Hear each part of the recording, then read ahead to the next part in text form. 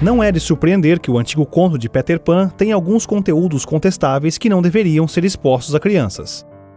Mensagens morais como "eu nunca quero crescer",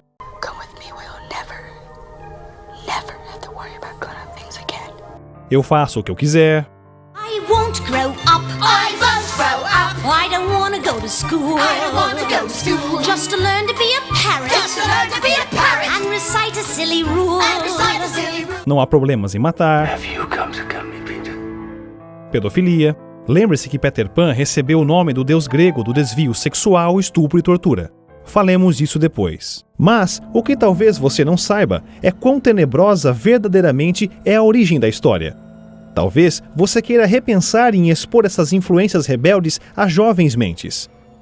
A história foi originalmente escrita por James Matthew Barrie em 1860. Ele perdeu seu irmão num acidente de patinação no gelo e sua mãe nunca se recuperou mentalmente do incidente. Ela até vestia James como seu irmão para fingir que o menino ainda estava vivo. Ao crescer, Barrie se torna um escritor e em 1891 se casa com a atriz Mary Ansell, um casamento que, nas palavras de seus colegas, nunca foi consumado. Mary tem um caso com outro escritor e o casamento é destruído pelo divórcio. Barrie, abalado pela aprovação, está caminhando com seu cachorro num parque e conhece os Davis. O filme de 1994, Em Busca da Terra do Nunca, com Johnny Depp, é baseado na experiência de J.M. Barrie ao conhecer os Davis, numa versão mais glamourosa de Hollywood. J.M. Barrie, pleased to meet you. J.M. Barrie, the author. Entretanto, Barrie rapidamente atrai os meninos George, Jack e o bebê Peter e passa a ser um visitante regular na casa deles e conquista o título de tio Jim. Barrie usa a família Davis como temas para seus escritos e é principalmente inspirado pelo bebê Peter, então coloca o nome do personagem de Peter Pan. Peter Pan apareceu pela primeira vez no livro Peter Pan nos Jardins de Kensington. O romance levemente velado de Barrie sobre George Davis, que hoje, com nossa sensibilidade aos predadores sexuais, tem um tom bastante assustador. No livro, um menino chamado David vira amigo do narrador, que finge ter um filho que morreu.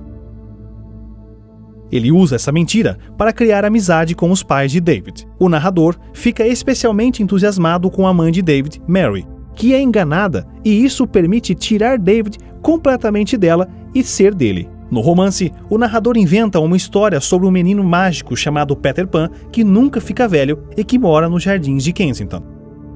O personagem foi depois criado em seu próprio livro, onde na história Peter Pan mata todos os que escolhem crescer. Barrie é sem dúvida perturbador, por ter criado um personagem parecido com o deus grego Pan, que é sexualmente distorcido. Mas o que é ainda mais irônico é que na vida pessoal de Barrie, acusações de má-fé começaram a aparecer. Acusações que o relacionamento que Barrie tinha com os meninos Davis, principalmente com Michael, era de modo inapropriado. Tal carta foi escrita ao Michael em seu aniversário de 8 anos. Queria poder estar com você e suas velas. Pense em mim como uma de suas velas, a que mais queima, a oleosa que está dobrada no meio. Porém, Eba, sou a vela de Michael. Queria poder ver você colocando as roupas indígenas pela primeira vez. Querido Michael, gosto muito de você, mas não diga a ninguém. De acordo com os mitos gregos, Pan é conhecido por sua perversão sexual. Talvez seja por isso que as representações modernas dele em desenhos e filmes o mostra corrompendo os personagens femininos. As aparições de Pan em filmes como As Crônicas de Nárnia são simplesmente assustadoras.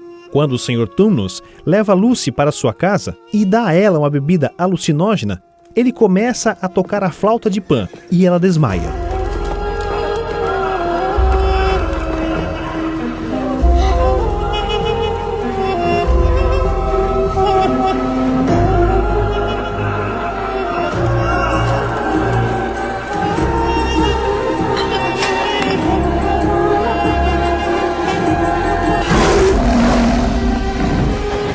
Quando ela acorda, o Sr. Tumnus está chorando.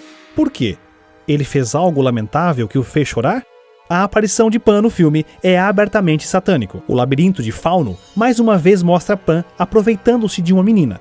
A versão encoberta do personagem da Disney moderou a perversão sexual, mas ainda reteve os atributos satânicos. Seduz a menina a deixar a autoridade de seus pais e ir a um lugar sem regras, like nothing you've ever seen. A world where you'll never have to grow up or grow old. Come with me. All you have to do is leave home behind. But you can never come back.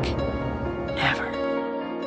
Never is an awfully long time. Há apenas uma coisa a fazer: deixar para trás o lar e nunca mais voltar.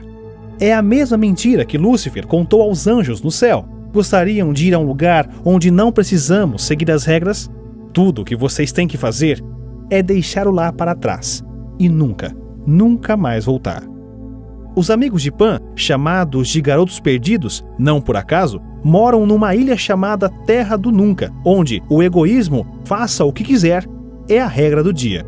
Parece um pouco com uma história onde um monte de piratas ou anjos perdidos moram numa ilha no espaço, talvez chamada Planeta Terra? Michael Jackson era tão obcecado com a história de Peter Pan que acabou construindo seu próprio parque temático em seu quintal, chamado Terra do Nunca. Como Barry, Jackson parecia ter uma fascinação pelo perverso deus do sexo Pan, como representado na obra de arte pendurada em seu estúdio. O quadro tem Jackson cercado de garotas e garotos pelados, enquanto segura as flautas de Pan. Seu rancho é cheio de estátuas de meninos e meninas. E a bandeira e o logo para o rancho Terra do Nunca é de um menino. Coincidência? Cabe a você julgar. Não precisa dizer que a Disney está simplesmente reempacotando esse conto tenebroso. De fato, muitos dos clássicos da Disney são baseados em livros extremamente tenebrosos. O Entertainment Tonight escreveu um artigo traçando as origens de algumas dessas amadas histórias. Não sejam atraídos pela obscuridade de Pan. Now kneel. I will never bow to you. Ao invés disso, abra sua Bíblia e observe a história mais magnífica já contada, de salvação do egoísmo e destruição eterna. Uma história que tem o final mais feliz de todas, de uma volta para casa ao presente de uma vida eterna. Agora, isso sim vale a pena acreditar. Como sempre, lembre-se de orar pelas pessoas que fazem esses filmes. Todos nós precisamos de um Salvador. E assim como Pedro nos diz em 2 Pedro 3,9, o Senhor não retarda a sua promessa, ainda que alguns a tenham por tardia, mas é longânimo para conosco, não querendo que alguns se percam, senão que todos venham a arrepender-se.